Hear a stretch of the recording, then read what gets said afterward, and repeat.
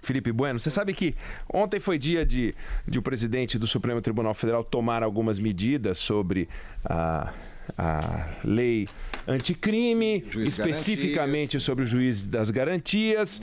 É um tema que eu não vou falar que ele é polêmico, porque eu não consigo imaginar as pessoas na rua dizendo, vem cá, na padoca, dizendo o seguinte, vem cá, você viu o preço do misto quente?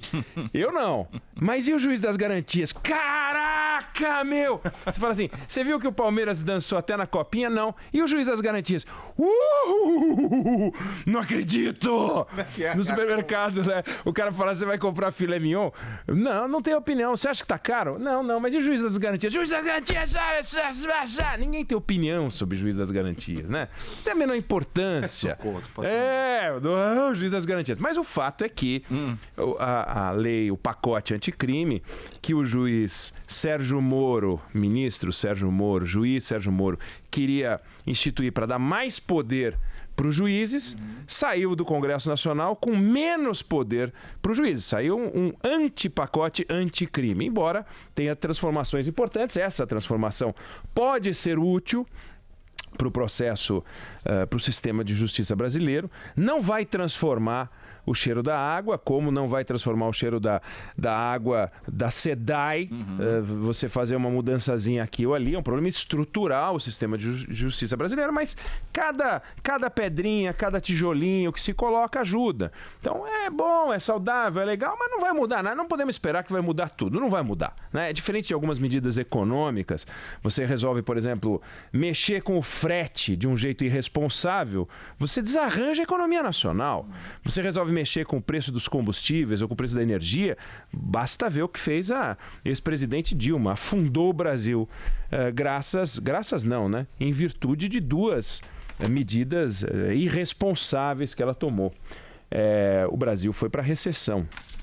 Mas não é assim no sistema de justiça. Mas algumas mudanças do pacote, entre elas o juiz das garantias, precisam ser analisadas. E eu queria chamar a atenção para uma outra medida do pacote anticrime. Eu não digo que ela está passando assim à margem, mas tem um negócio que é o seguinte, quando você pede uma pizza, ou quando você pede uma comida qualquer no restaurante, eles colocam um lacrezinho na comida, né, no pacote, na embalagem. E aquele lacre, ele se destina a sugerir para você que a comida tal qual foi feita no estabelecimento, na cozinha do restaurante, chegou para você sem que ninguém tenha tocado nela, entre a produção e a entrega para você. Quando você compra um remédio, você pega algumas cartelas assim, tem um papel alumíniozinho, em geral vendendo uma caixinha que também tem um lacrezinho, o lacre é todo trabalhado.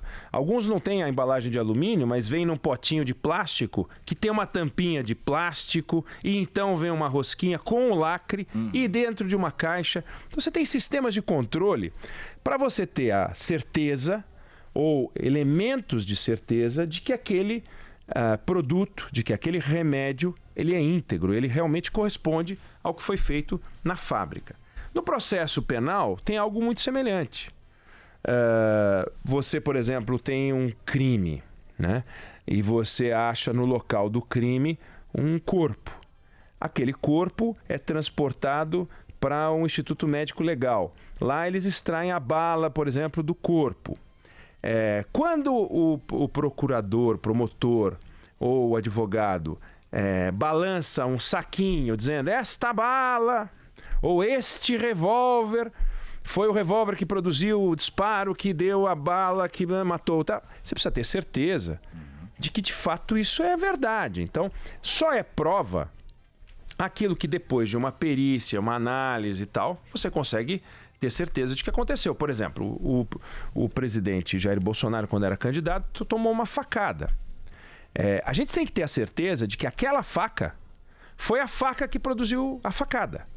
Por quê? Porque naquela faca tem uma impressão digital, naquela faca tem material biológico, você consegue identificar o sangue do presidente, você consegue identificar a impressão digital do agressor e com isso você estabelece o processo e você pode dizer, olha, este cara foi o autor daquela perfuração, né? Isso é fundamental. São as provas. E as provas, elas são guardadas, elas são custodiadas. E você tem uma série de etapas dessa custódia. Então tem uma expressão horrorosa, chama-se cadeia de custódia da prova. A prova, a exemplo do restaurante, a exemplo do remédio, saindo do local do crime até a hora do julgamento, sabendo que tudo aquilo está íntegro, que você pode confiar que aquilo foi feito. Então, o pacote anticrime estabeleceu, regulamentou aquilo que já está no Código de Processo Penal, falando sobre essa expressão, que é horrível. Cadeia de custódia da prova talvez seja das expressões mais horrorosas que se possa produzir, mas é o que se diz, cadeia de custódia da prova. Mas você tem que, por exemplo, começa pela preservação do local do crime. Eu estou falando de crime de morte, mas pode ser outra coisa também, a gente vai falar disso. Você tem que isolar o local, você tem que registrar tudo. Depois tem regras para você coletar aquelas provas. Depois você tem que acondicionar aquelas provas em embalagens específicas. Depois você tem que anotar tudo, você tem que transportar, você tem que receber em algum lugar. No caso, o Instituto de Criminalística, a lei anticrime diz que todos os institutos agora tem que ter um protocolo que receba tudo. Aí você tem que processar, você tem que armazenar. Vamos imaginar que você vá fazer uma perícia naquela prova. Você tem que romper o lacre, tem regra para romper o lacre. Você tem que pegar o lacre e a embalagem anterior e colocar dentro da embalagem nova. Isso está na lei anticrime. Então você passa a ter procedimentos para garantir, com um grau de convicção muito maior, de que aquelas provas são provas. Por exemplo, a polícia vai fazer uma busca e apreensão. Pega um computador na casa de algum vigarista ou não vigarista, pouco importa. Pega na casa de alguém. Leva. Tem regras para espelhar aquele HD. Aquele material foi acondicionado dentro de uma embalagem com lacre. Se o sujeito romper o lacre e não ficar registrado essa ruptura de lacre e houve um espelhamento do HD, a prova está prejudicada. Ela pode ser anulada, né? Vê, você tem prova verdadeira que foi colhida de forma ilícita. E você tem prova que não tem valor, é uma prova ilegal, né? Então são problemas do processo que no Brasil são muito comuns. Isso vale para faca, para munição, para arma, para o HD, para coisas imateriais, para o áudio, para transcrição. Então, por exemplo, já teve casos que foram parar na justiça que tinha lá os áudios, houve a transcrição dos áudios. Quando os advogados pediram para a íntegra dos áudios, não tinha a íntegra dos áudios mais, tinha sumido, tinha um pedaço dos áudios. E cadê o resto? Sei lá onde está o resto. Olha só. Então você acaba comprometendo o processo, gastando dinheiro do Estado, expondo pessoas que são suspeitas. Você pode inocentar um culpado e você pode condenar um inocente. Então essa loucura chamada cadeia de custódia da prova é algo muito importante e que deve ser feito. Então agora você passa a ter regras para isolar a área, para registrar, documentar, colher, transportar, né? Isso está no pacote anticrime, não é novidade, é dos assuntos mais antigos que tem, todo mundo já ouviu falar, mas o que acontece no Brasil é uma loucura em vários lugares, mas olha, coisas de vamos dizer, roots, né? Mas é muito tosco. Então você chega no local, o corpo rudimentar, o corpo foi mexido. Você sabe que o sangue fala. O sangue fala. A forma como o sangue está espalhado no ambiente, se aquele ambiente estiver preservado, ele traduz o ângulo do disparo, ele traduz a posição do corpo, ele traduz muita coisa. Agora, se alguém mexe no corpo, mexeu na angulação. O corpo foi parar naturalmente, entre aspas, né, em função do disparo, numa determinada posição. Que se intocado, né, que se não tocar, os peritos conseguem tirar várias conclusões. Se você não consegue fazer isso, compromete muito. Impressão digital. Tem lugar que tem impressão digital de polícia. Tem um monte de impressão digital, festival de impressão digital, porque não fizeram enfim, o isolamento do campo. Ou então pegadas. Mas você acha um monte de pegada. Que adianta? Às vezes a pegada está em cima da pegada do criminoso. Desandou a pegada. É um negócio complicado. Fora isso, você tem regras para armazenar. Tem vários processos em que você vai buscar o saquinho com a bala. Eram 3 balas que tinham sido achadas no corpo, eles acham 2 balas. Cadê a terceira? A terceira, não sei, estava aqui. Agora não sei, não sabe onde está a bala. Ou então o saquinho abriu, eles abriram o saquinho, tinha um lacre, aí tem tá grampeado. Eles grampeiam. Mas não é para grampear, tinha que ter um lacre. Cadê o lacre? Não tinha lacre e a gente grampeou. Claro, não tem nada, não tem gasolina, falta pneu para a viatura. Também não tinha, grampeamos esse troço aí. E aí? Aí vai a defesa e fala, mas gente, vocês abriram esse saco aqui, como é que... Imagina o seguinte, você leva um corpo pro IML, eles extraem a bala, colocam no saquinho, aí vai um cara lá, abre, tira aquela bala, põe outra bala, e aquela outra bala é de outra arma.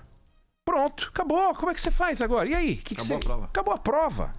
Aí, e se você depois faz uma busca e apreensão e acha uma arma da bala nova na casa de alguém e esse cara vai ser condenado. Mas como vai ser condenado? Não, tá aqui, ó, tá dentro do saquinho, a mesma bala da arma dele. Quem vai acreditar que não foi ele?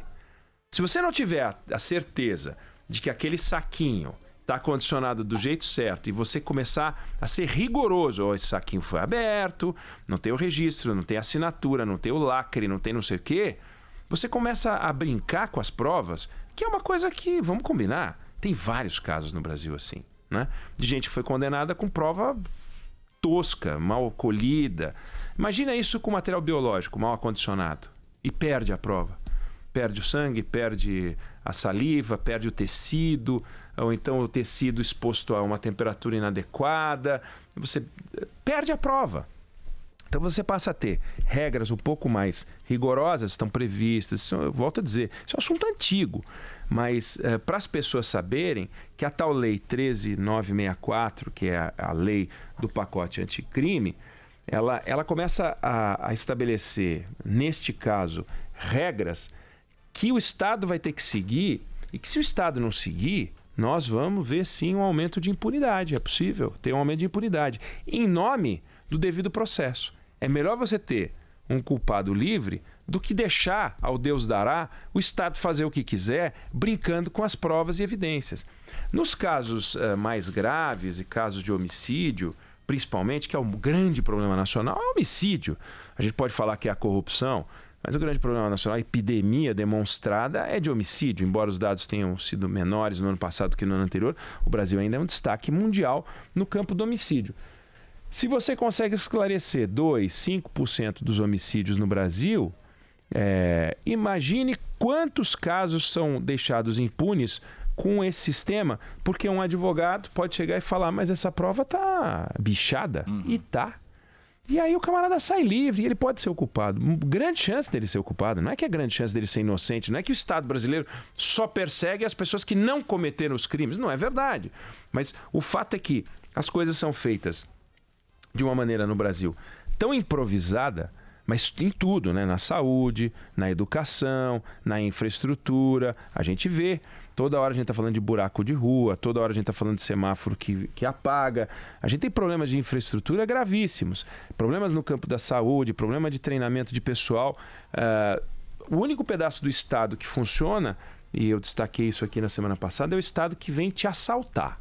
Esse funciona que é uma beleza. Quando os caras vêm tomar sua grana, eles não falham nunca. Todos os computadores funcionam, aí é uma beleza. Agora, a parte do Estado que tem que prestar um serviço pra gente, isso aí tá sempre capenga, né? Sempre tem um negócio que falta o ar-condicionado, o banco... A minha filha tá no 5º ano de medicina, ela contava que foi a um hospital, a cadeira do hospital... Veja, eu vou falar uma coisa ridícula. Vai ter, o nosso ouvinte no 999-592-100 deve ter 1000 histórias para contar. Mas a cadeira não tinha um encosto. E é uma cadeira. Só tinha aquele ferro. Sim, que sustenta o encosto. Pode tratar as pessoas desse jeito? Senhorinhas, senhores idosos, pessoas adoentadas, apoiadas falando com o médico, apoiadas num pedaço de ferro? Que é isso? Isso é desleixo. E vem cá, não é desleixo só do chamado o Estado, não. É desleixo do médico, é desleixo do enfermeiro, porque um dia aquele negócio ficou bambo, ninguém fez nada. Um dia aquele troço caiu, ninguém fez nada. Então é o seguinte, é público, não é de ninguém. Imagina num setor que tem uma morte, a maior parte das mortes envolvendo as camadas mais pobres da sociedade. Então é um dane-se. A gente não vê corpos que ficam expostos na rua horas e horas e horas e horas porque tem que chegar o perito e o perito não chegou. Ainda bem que espera o perito, mas horas e horas e horas e horas à espera do perito. aí aquilo tudo produz efeitos, né? Sobre as pessoas e também sobre a qualidade das provas. Só para chamar a atenção, então, de que tem o juiz das garantias, que é essa discussão que foi parar no Supremo Tribunal Federal, que é uma discussão importante, sem dúvida nenhuma. Não muda o preço da carne, não muda o cheiro da água, mas é uma discussão importante. Mas o pacote anticrime contém um pedaço dele tratando deste item de nome horroroso, cadeia de custódia da prova, que toda vez que é quebrada, a expressão é quebrar a cadeia de custódia da prova, ou seja, cometer algum ato impróprio e que coloque em risco a prova, a confiabilidade das provas, né? Tá lá também. E é importante, é um dado interessante. O que é curioso no pacote anticrime é aquilo que eu disse na largada. O ministro Sérgio Moro mandou um pacote para aumentar o poder do Estado e o pacote que saiu de lá aumentou o poder da sociedade. Este pedaço que eu acabo de me referir aqui é extremamente garantista. É assim, se o Estado cometer um equívoco, isso vai aumentar a chance do processo cair. Então, senhores juízes, senhores procuradores, senhores promotores, senhores delegados, peritos, técnicos, muito cuidado para que a gente não aumente a impunidade no Brasil, que já é extremamente elevada.